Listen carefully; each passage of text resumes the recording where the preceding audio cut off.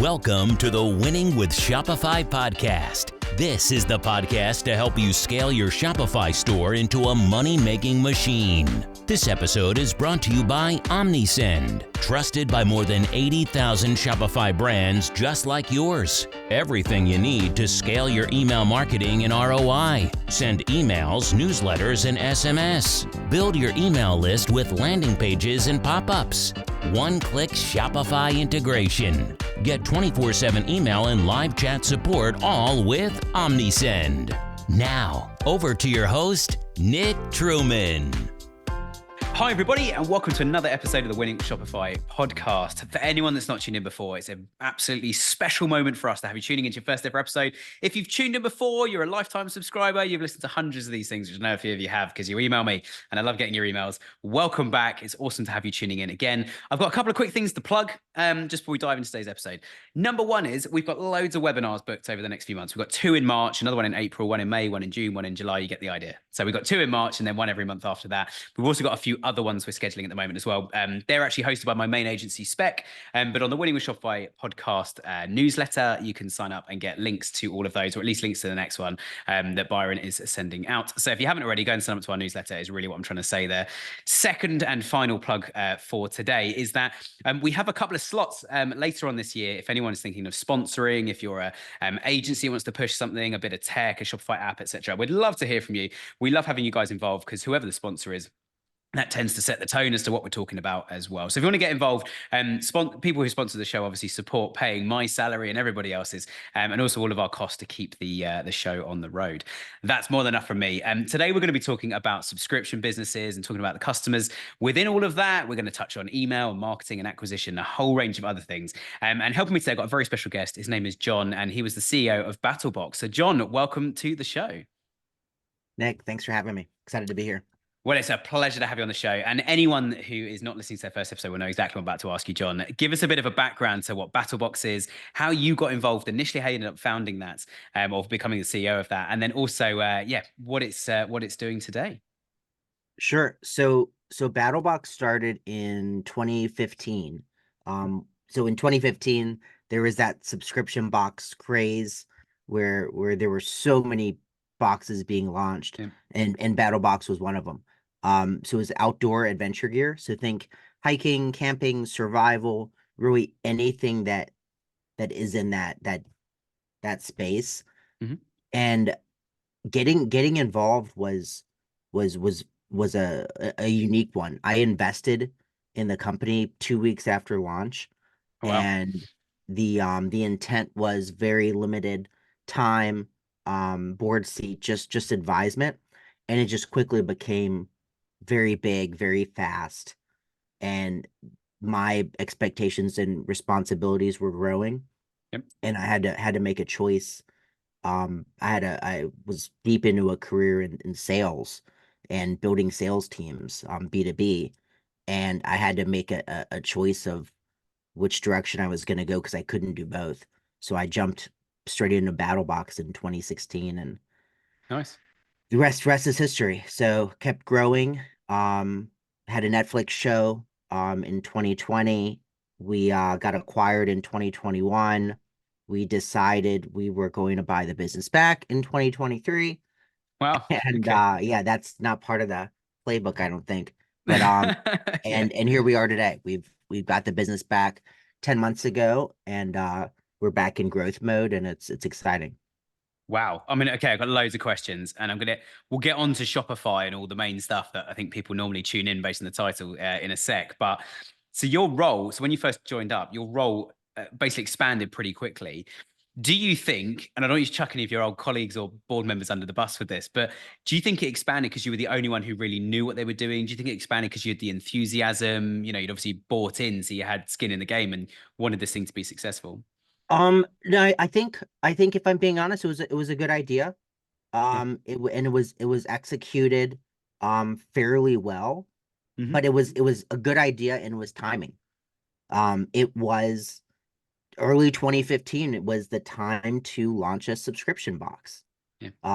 If you could pinpoint in the past 10, 15 years of what the optimal time to do that, You can never time the markets, but sometimes you get lucky. Yeah. And it was a timed market, and it was an excellent brand from a branding perspective, from the Mm, offering. It didn't exist. Um, yeah. Now, did we do a good job? Sure, but we made so many mistakes mm. in the first year. We didn't know what we didn't know. Yeah. We were dependent on Facebook only, Okay. which a huge lesson when that went away. Yep. And yeah, we didn't know what we were doing. For the first year and a half, we didn't advertise on search. Just And that's exactly what I do. So that's yeah, awful to hear. But yeah. awful, Yeah, awful. But to yeah. be fair, nobody had any sort of background in e-commerce. Okay. Um, and two of the one of the partners was a tax audit guy. Two of the partners were entrepreneurs and had done some direct to consumer Hmm. brick and mortar stuff before. And my background was business to business sales, technology sales. So none of us had Yeah. this e-commerce understanding, but we quickly figured it out. And yeah, I don't think that was a long answer to say no. I don't think there was one pinpoint. I think it Yeah, was yeah. it was just an excellent brand in the Yeah, right yeah. time. Which is amazing, and I appreciate you being so humble in saying that, because I think a lot of stores we talk to, they look at the store that's number one on Google on SEO, or they see a TV advert for something and a commercial on the telly and go like, those guys are obviously smashing it, they're doing really well. And I imagine lots of people look at Battlebox today and say like, these guys obviously are absolutely killing it, they know exactly what they're doing. And so it's really humble for you to come on here and say the only reason we know is because we made so many mistakes, we knew nothing on day one, we just Oh, had to keep evolving it. it's the truth though. Now don't get me wrong. You asked me today. Hmm. We're smart. We Yeah. know what we're doing. We've assembled a team that is just full of rock stars. Everything is very strategic.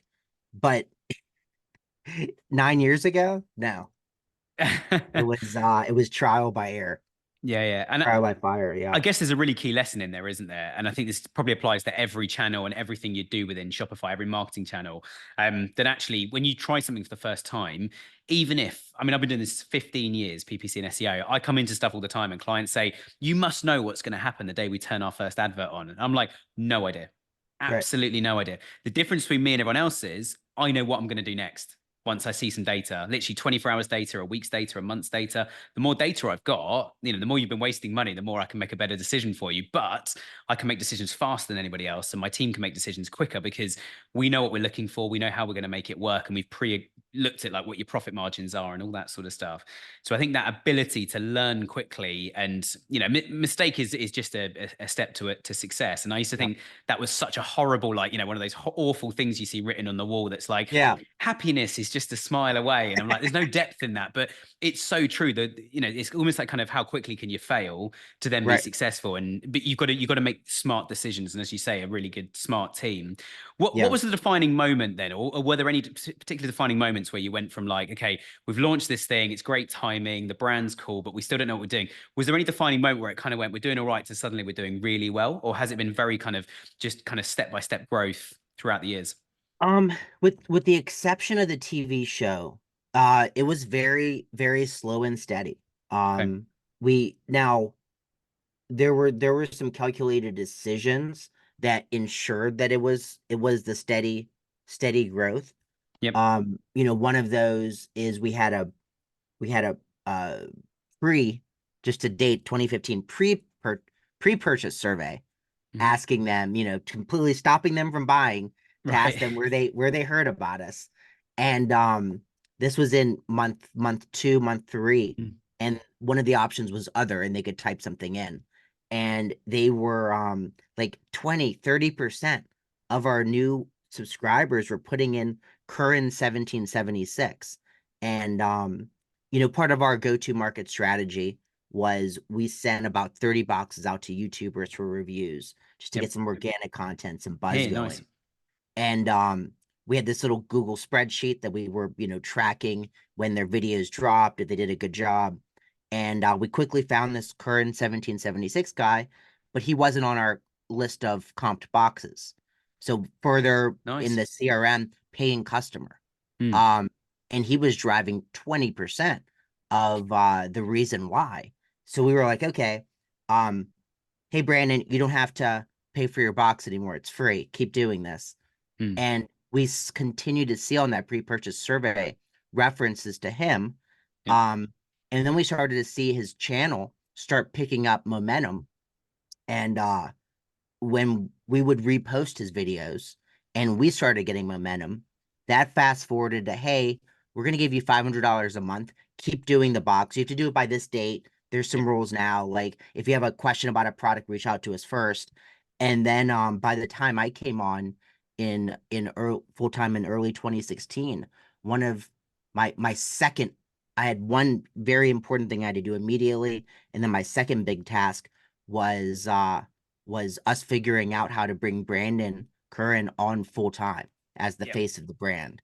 And, you know, it was little things like that where by bringing him in, by tripling down once he was full time on content, Yeah. it just kept the slow and steady up and to the right going. Yeah. Yeah. Yeah. And I've seen so many brands launch. Sometimes it's an influencer. Sometimes it's like for example, we worked with one brand who suddenly said like, yeah, our YouTube channel is getting crazy amounts of traffic. And what it was is there was a computer game. I can't remember exactly what game it was. Like it was something popular like FIFA or something, one of the biggest games in the world. And they had used a song that these guys had recorded for their commercial. It was their song, and had it licensed. And suddenly people were like, what song's that? Oh, it's from these guys. And they had like a music video on their channel amongst all their product videos. And Right. people were just subscribing, finding the products and coming in. And I kind of walked in on day one and went, you do realize this is where like 20-30% of your sales are coming from. And they were like, what? They're like, it can't be that. That's ridiculous. I'm like, okay, you're telling me what you think. I'm telling you what Right. the data says. Yeah, I'm Like, looking at the data. yeah, you need to get in touch with this computer game like immediately and say, Yeah, you've used our song. Can we use your game on our website? You know, like this is the soundtrack of our products. And it was like, that's it so really cool cool. actually to kind of keep building that. And quite a few friends of mine are influencers, you know, YouTubers and stuff or music artists. And they've had things like this happen over the years where someone's just gone, we'll pay the license royalty to whoever, but yeah, we're going to use their song or we're going to use their, you know, do a product placement within a film and we're going to use this Sure. product. And it's like, as you say, you've got to leverage that. That can't be the only like influencer person you're working with now. Like, and I guess if we go down that road for a minute, why do you think it works? Like, how do you find a good influencer? How can some of our listeners go, no one's talking about us, no one's doing unboxing videos and stuff? Like, where's a good place to start on this? Yeah, so so I think in 2016, it's 8 years ago. But finding a influencer, a creator that is well aligned with your brand Mm, and bringing them on full time, yeah. it's starting to become a regular occurrence now, right? Hmm. I think last week Ridge Wallet Yeah. announced that they brought on a creator, a YouTuber on full time as their, I believe, chief strategy officer. Yep. So it's definitely the norm now, but I think it's testing, right? Like they had a relationship with him already. We had several months, close to a year of working with them and seeing if it was a good fit. Mm, There's so many places to find creators and influencers. You can do it manually yeah. and just find people that you think would align with your brand and reach out to them in DMs or email. And then there's so many tools, right? There's Mm, tons of software platforms now that can do it as well. And then you get into like TikTok Shop, where they've streamlined it in their Seller Central, where you can yeah. just Yeah. literally see lists of everybody, and they make it really easy to reach out and get product too. Yeah. Yeah. So many ways Absolutely. to do it now. Yeah, there are. And what I love is the fact that you said you test it first with some people, and once it works, you double down. And I guess Yeah. another word I'd use for that something else that's going in that process is actually locking them down and Yeah. saying, look, this is going well. We love what you're doing. You're really supporting our business. Yeah. And therefore, we want to give back to you. And I think going back to what you're saying about running Facebook ads initially and then Google ads as well, is I often use that as a benchmark to say, what does it cost you to get a new customer from Google ads, from Facebook ads? Say you're spending $20,000 a month on the two advertising platforms, and this influencer says, I'll put you in front of 50,000 people for $500 a month. Or $500, as you guys say. Right. But yeah, would you be happy to pay $500 for that? And I think people are often nervous because they don't see the value. So sometimes the question is, look, we would love to get to that and probably more if it works. So can we test something with you? We'll send you some free products. Would you be happy to do an unboxing or two? And if, we'll see how that goes, which in a way almost means you're tiptoeing in, which is Mhm. good. And they've now Yeah. got an opportunity to say, actually, yeah, I can deliver. I can drive loads of sales through your store. And if I do that, you're going to start paying me more. Like, it's a win-win. And Yeah. you're still paying less than you would be through the advertising channels. And I think Yeah. that's one of the most important parts, I think, of influencer marketing is going, it's not just the direct sales coming in, you get all the other stuff. But if you Right. can justify that we're getting, especially on a subscription, we're definitely making more than $500, but it's only costing $500 a month or a quarter just to do each round of videos or whatever. That's a really good return on investment. Yeah. And to your point, I mean, it's think of it as dating before marriage, if you Yep. will. Like it's for both sides, right? It's not just one side. And one other piece of advice when it comes to this, if you are trying to find that influencer and you're building that relationship and it looks like um it might it might blossom into something bigger. Um think about all the points that Nick just said of all the extra value besides just the sales that come in, and don't be greedy, don't be selfish, right? Mm. I'd rather have um a little bit less of a percentage of something much bigger um than all of nothing, right? Yeah. I It's think a good way people to put tend to it. be greedy and selfish, and that's just not the right way to look at these relationships. And then look for people that you can see the genuineness. You Mm. know that it's real. It's not, like another, I hate to keep talking about TikTok shop, Yeah. but what we're seeing a lot on the TikTok shop affiliate side are a lot of people like that are just they think, oh, I'm gonna make a video and tag this thing from someone's shop items and I'm gonna make lots of money. And like they're making these videos Mm. and you can tell it's not genuine. Yeah. Like they're not even Yeah. like it's horrible. It's not good. And they're probably not getting any sales from it. Mm. Big surprise. But like you need the genuineness. Yeah, absolutely. Absolutely. And I think that's the trying before you buy is good as well. Because Mhm. say you land like the most incredible influencer at the most ridiculously low price, and then they say how bad your product is. Or they put the product out and they say this product's fantastic, and all the But comments you can are, tell. yeah, you've just been paid to say that. Like, this is Mhm. not a good product, it doesn't fit your brand, and I bought one and it's rubbish. And so there's so Yeah. much more going on here. And I think something I thought of earlier when you were talking actually about using your first influencer and kind of tripling down on it, I think you used the phrase. I often use the analogy like, and my wife, if you're listening, honey, I love you, but you always say to me like, oh, that was lucky. I do not believe there's levels of luck. I don't believe in luck Yeah. generally. Like there's sometimes it happens. I often use the analogy of saying that the more you put your business out there, especially in e-commerce, the more you put it out there, the more your products are available. Even if you're making a loss initially, which I know is painful, I know it's scary, but if you're making a loss initially, but you're putting yourself out there, you're selling product is going into people's homes. Either you're working out what's wrong with the product and fixing it, or the Mhm. product's good and you've got it out there and you've got it right early on, or even first time would be a miracle, let's be honest, but you've got it right. The amount of times you're then getting yourself out there, it's like rolling a dice. And if you roll the dice once, your chance of getting a six is 1 in 6. If you roll it 1,000 times, how many sixes have you just Gonna get a rolled? bunch of sixes. Yeah. Exactly. And we get, I don't know where you came from, John, in terms of meeting us, but we get a lot of people reaching out saying, hey, I'm a PR agency. We've got a guest who wants to come on your show. And they're doing exactly that. They're just reaching out to all the podcasts and saying, hey, we've got a guest. And I think with influencers as well, you probably don't want to take too much of a mass market approach. But if you contact 5 and one turns around and says it's $20,000, you're probably targeting the wrong ones if you can't afford Right. that, if it's not within your budget, and you've only targeted 5. So I don't think you should target like 1 million of them. But I do think actually, if you say, right, we're going to reach out to 100 initially is a good number that we think are a good fit. They're recommending similar things to us, but not competitors' products. So they're not going to go, oh, it's you or my other brand who I Right. already work with. So you find someone that's good, find 100 of them, reach out to all of them and just wait a week.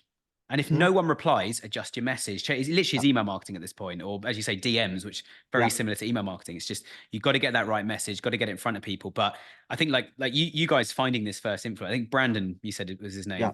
So finding Brandon was like, that you put yourself out there, and it's hilarious that he got hold of your product without you doing anything. Yeah. We have worked with brands that have just had that one hit wonder where like an A-list, or diamond list celebrity has just worn something. Everyone next day on Twitter's like, what the heck were they wearing last night? Where's it from? And so, oh, it's from this brand. Everyone comes flooding in. You need to know that that's happened. You need to contact that celebrity's agent and say they recently wore one of our products. Would they like any more? You know, Yeah, like, and, and, and, 100%. and do you work for any other celebrities that would also like some products? We'll make them custom for them. We can change whatever they want. You know, would you be interested in a meeting and we'll fly out to wherever you are, etc. And that's your tripling down with Brandon, I think is so important on this thing. So how then, I guess if we take all of that on board, how did you then start to build the business? You obviously had Brandon, you did Facebook ads initially, and then you bought search in later.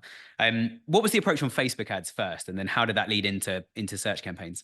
Yeah, so February 2015, we've launched on the business, and we've launched on Mhm. Facebook. We are just on Facebook. That's where, if you look at our Google Back in the glory Analytics, days of Facebook. yeah, we're acquiring customers for $5. Yep. And you look at our Google Analytics, 99% of the source traffic is Facebook. Yep. Everything's going well. We're quickly looking like we're gonna be able in our first year to do 7 figures, and we're like, this is great. And Yeah. then Labor Day weekend, going into it, it's Friday. We're gonna have our biggest sale ever.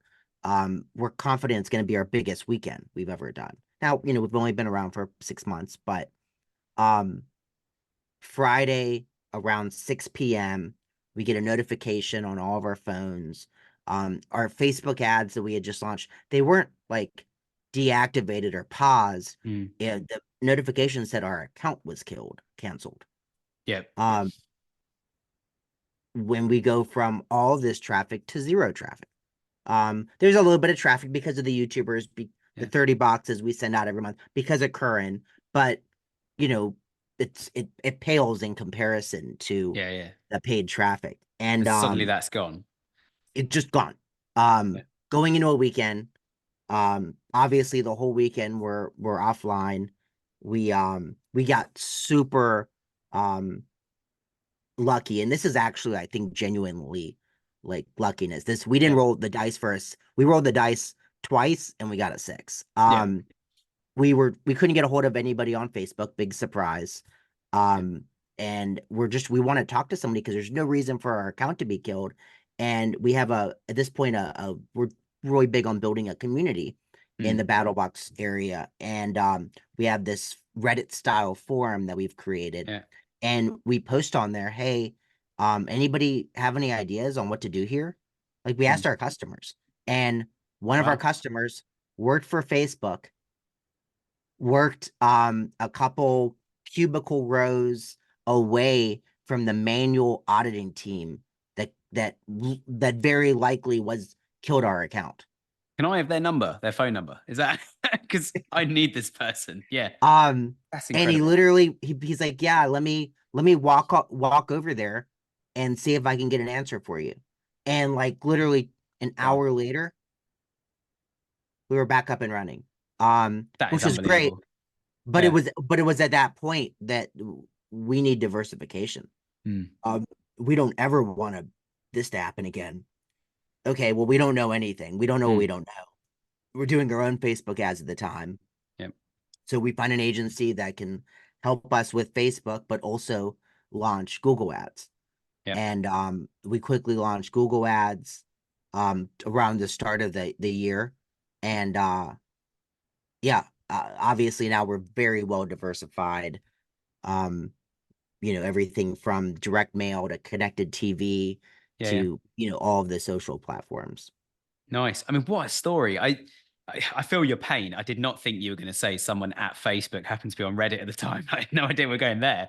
But we've had similar. We had a client who were in the educational space, and there's 2 times a year that people in education are free to talk about doing something, not teaching or getting involved in something else.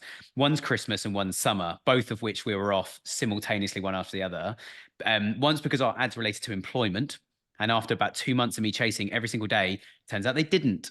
So Facebook just turned it back on. I was like, what? And we're an agency. We are an agency partner, and I get to talk to agency people, and they just say we're kicking the same team, we're in the same queue as everyone else, and it's like that doesn't help me. And so we only work on Google ads here, and that's one of the reasons why. We are testing TikTok right now as well, which is very, very exciting. But I think you're absolutely right with diversification. And I mean, you hinted at it yourself, and I sort of said, well, that's mad. That you started on Facebook and not on Google, because Google, you've obviously got the intent. I'm looking for this, search, and there we are. which means you've at least got the best chance of getting an order in. Again, you're rolling way more sixes doing that than you would be necessarily on Facebook. So I guess going from Facebook advertising where you're I call it interruptive marketing. You're interrupting somebody's day, a bit like a billboard going like, you're sending a message to Dave because Dave's free for a beer tonight. And oh, look, an advert for something. What are the chances of buying? So if you're achieving that, I imagine you must have got quite a good result on Google Ads initially because you'd already worked out your USPs, how to sell it. Yeah, no, it was a true unlock. Being able to advertise on Google, it was an instant unlock. We instantly saw, we're growing like this, and still just slow and steady, but just it's another a little bit of a further increase in the rocket ship up, and that second year, which is also when I came on full time. By April, when I joined full time, we had based on our sales trajectory, we were going to do 8 figures, and it was like, okay, wow. And that's in your first year, isn't it? First full year. So our first year, we ended up doing 4.5 million, and then I mean that's still incredible. 0 to 4.5 million a single year. I mean, that's 10 months is wild. And then we hit right at 10. Second year. Amazing. And obviously, I mean, the stats I've got written down here is that you've gone from 0 to 30 million subscription-based business across the group, which is absolutely incredible. And one thing we've not spoken about, which is what we are talking about over these few months, I think is really, really key here, is we talked a lot about acquisition, but you also are on subscription. Therefore, you're going to have to do a lot of internal communication. So you've obviously got email, you've got social, you mentioned direct mail as well. And I guess the other thing you've got direct mail is you're sending a physical product out. So you've also got that as put leaflets in, put nudges in, like, hey, you're not subscribed to emails, but you can get a discount, trying to incentivize people in. I guess the first question I want to ask is, how do you manage that kind of internal, customer relations? How do you manage that? Like, what's the kind of strategic approach you guys take? Sure. So our business is a subscription. We do a lot of other stuff, and as we go on, especially this year, we'll see the non-subscription revenue continue to grow. It's growing now, but overall, at a snapshot, subscription is still 85 to 90% of our revenue. So it's a big chunk. But it's a lot. So managing the subscription is it's not easy. There's a lot of moving parts. The supply chain piece, because it's not just, we're not just throwing some random stuff in a box and sending it. It's not like a true mystery box like that. If we're sending out 15,000 of this upcoming box, which we call a mission, everybody's getting the exact same items in the exact same box. There's no difference in them. So these are all independent manufactured runs, because nobody has what we need sitting on a shelf. And there might be 7 vendors in the box itself. So that's 7 different fail points each month. So the supply chain piece is a lot. When it comes to the customers, so we have a Facebook members only group. So we eventually transitioned the Reddit style forum that was battleboxforum.com. We transitioned that to a Facebook group. Nice. Is that the right move? I'm not 100% sure. I do know that it gave us an upgrade from what we had previously. And there's a little easier to moderate. So you have to be an active member to be in the group. If you're not active, you're gone. And not everybody joins, but we have probably 70% of our active members in there. And we're communicating, engaging real one-on-one conversations with our customers in the group. And a giant chunk of the company is. So it's every day I'm in there interacting with a customer. And so that's kind of a quick way for us to communicate. But then SMS, we have a mobile app, so both Android and iOS. So we might be doing app pushes. We drop a lot of content on our YouTube channel. So we might be doing some updates there. And then all the other email and usual suspects too. It's a lot of touch points. I think it's fantastic though, the fact you're getting people to engage. And I think you said something that so many like founders, CEOs, inventors that I've interviewed on this podcast over the years. I'm really impressed when people say that I talk direct to customers, because I think it's so easy for you, especially of all people with your job role and all your responsibilities in the business. It's so easy for you to go, I haven't got time for that. I'll hire a customer service team. The fact that you're engaging with them, and it's a complete side topic, we'll come back to the community in a sec, but how much does that help influence the decisions you make and the way you make decisions It's across the huge. whole group? Yeah. It's huge. So our entire procurement team is in the Mm-hmm. group. Our marketing team is in the group, Nice. and we're all Yeah. interacting because we're learning. Hmm. Like, It's cool. these are our customers. These are the reason we get to do this job every day. Mm-hmm. They're gonna tell us what they want. Yeah. Like, and if they're giving us money, they deserve to get what they want. So like, we should listen. And Hmm. I think to your point, a lot of times it's that ivory tower management Yeah. where it's inept, it's tone deaf, they're not truly listening. Hmm. And they look And at this kind of, spreadsheets. They make decisions yeah, based on profit, not based on like, if we just right, released a really good product, what happens to our profit at the end of right. that? It's Like just people the buy. wrong, I don't want to say it's the wrong way. It's not the current day Yeah. best way to do things. Like, times Mm-hmm. have changed. Like, you Yeah. can Yeah. still be very profitable and still make Mm. have a great business, but doing it the right way and listening to your customers, and not Yeah. assuming that you have it all figured out, because they'll Yeah. help you. They're giving you money. They want the best experience. They're gonna tell you how to be Mm. better. Yeah, yeah, absolutely. And again, final side note, we'll come back to community. Got loads of questions about the about how you guys manage that. But I mean, the word of the year in the US in 2023 was authenticity. And at first, I was like, all right, classic. What, you know? And I can sometimes be a little bit cynical and was like, Sure. fine, whatever.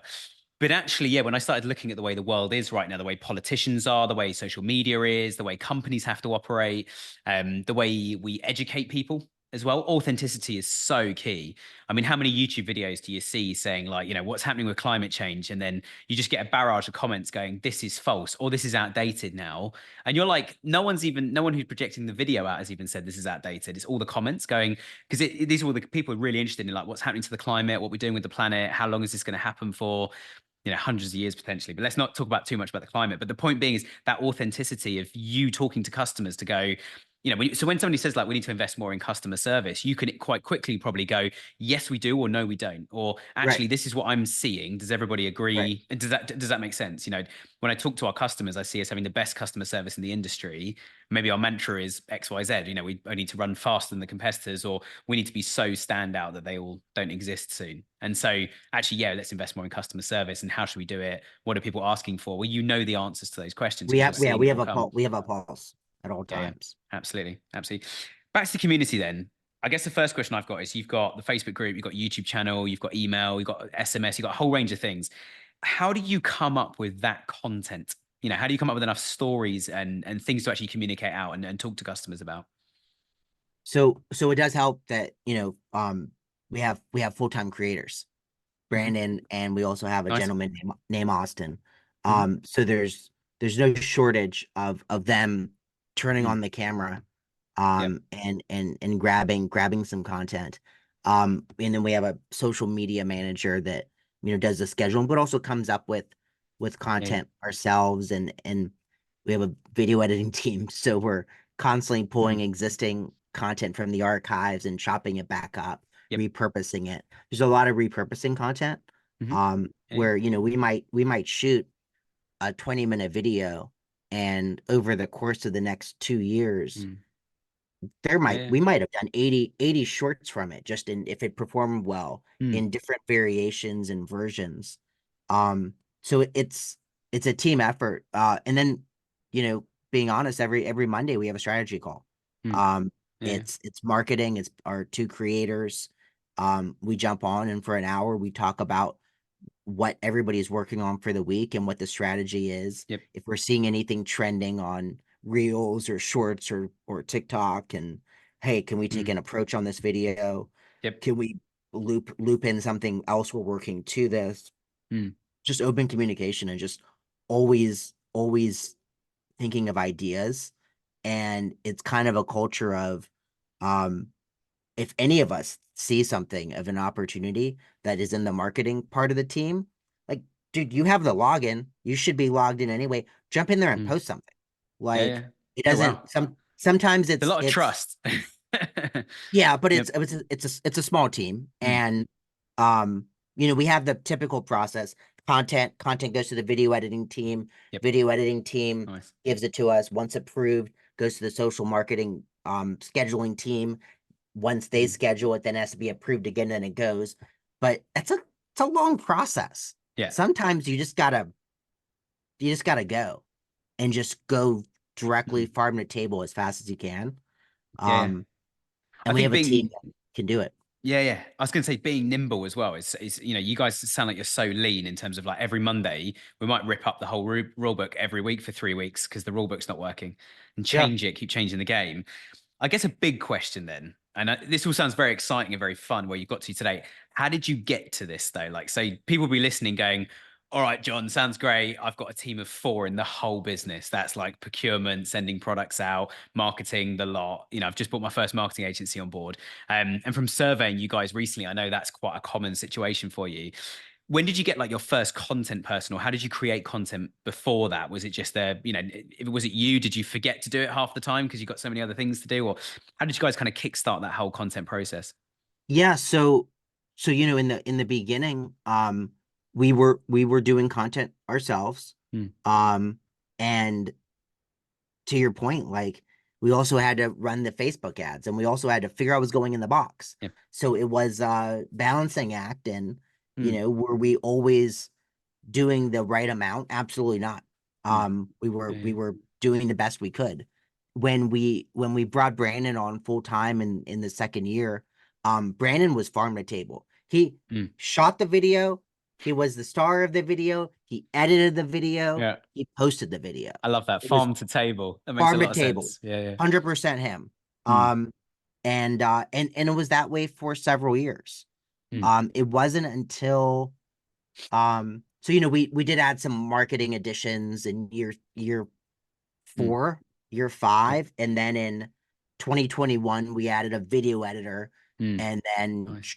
shortly after another video editor, and then as we grew another video editor. Um, but it was very slow and steady. Yeah, yeah. For over a year, it was myself or one of my partners doing the content. Once Brandon came full time, he was doing it, but he was doing every aspect of it. Mm, And then it wasn't until probably year 4, year 5 that we started adding additional team mm, members. So it was yeah, yeah. definitely a marathon, not a sprint. Yeah, absolutely. Absolutely. And I think it's good that it's that because it means someone can't come and copy you tomorrow. It's like they've got to go through that whole process to make the content as good as yours. And by the Right, time they've caught up to where you are today, you've moved on to the next sort of, you've started the next marathon, onto right. the next phase. Um, I guess final question then. I've just suddenly see what the time is, and we probably need to start bringing things into land. But I think good place to land on this is 2024 now. And as you say, like you guys hit such a sweet spot all those years ago where it was like, okay, this is just current. Customers are receptive to this. Customers are buying this kind of stuff. Just we've got a different product to put in the box, a good product, but a different one that we can put in the box and get people engaging. What I don't want to ask the question of like what's changed, but I guess how is it different today in terms of customer acquisition specifically? Like how much more do you guys have to do? What channels have changed? Obviously, Facebook killed themselves. Well, iOS killed Facebook, and Facebook did nothing to try and change Right. that. Nothing. Yeah, absolutely nothing. Yeah, it's the most stupid decision I think Meta's ever made. But yeah, what are you guys doing today to acquire customers? How different does it look today to when you first started? So it's a lot different than when we first started. So when we first started, we'd typically be running the ad, and it was I don't want to say necessarily a straight impulse purchase, but obviously on the Facebook side, pretty Yeah, impulsive. And then once the Google side, and we had search, obviously they're late in the funnel, and yep, oftentimes looking to purchase, and they're doing research and trying to figure it out. Um it was typically a sub week process when we first started off, from mm, someone hearing about us to being a customer, oftentimes same day. um Now we have a post purchase survey, and I think I looked at it, I believe yesterday, and 40% of our new subscribers, new members, this month of February, have known about us for greater than 6 months. wow, they're just That's signing a up long now. time. So Yeah, it's yeah. it's a much different, organic content really is our top of funnel.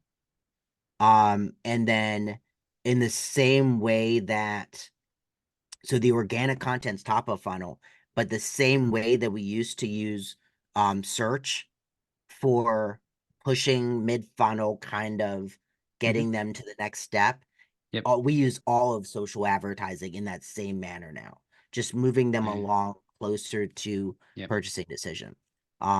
Which is weird and different that Mm. there's still some prospecting that occurs everywhere, Yep. including Google and Facebook. But it's just a much longer buying cycle now. Yeah, yeah, absolutely. And it's interesting you say that because we're seeing that with clients as well, which we're not going to talk about this today because I could do 10 hours, a 10-hour episode on this, Same. which is attribution. And talking about then, so how do you know your Facebook ads are working? And so, yeah, if you want to listen to Yeah. that topic, stay tuned. We do cover it every few months. We sometimes do like sort of 15, 20 minutes on it. But I mean, look, John, I've written a whole page of notes while I've been talking, stuff to ask you, stuff that is making sense, amazing statements, amazing journey. I want to say a massive thank you from me and from the team here for joining us today. It's been great to have you on the show. No, this was absolutely great. I feel like we ran out of time. I wanted to keep talking about all this stuff. Yeah, yeah. Well, we might have you back at some point, John. We've got your email address, so we'll, yeah, we might invite you back on something in the future. And if we do, obviously, subscribe to our email address, everybody, and we'll send you a newsletter once John's back. But yeah, massive thanks to John. Thank you for everybody for tuning in today as well. I hope you found today useful. If you have, hit the subscribe button, leave us a review, and yeah, go and subscribe to our newsletter on our website. Thanks for tuning in, and we'll see you again next week.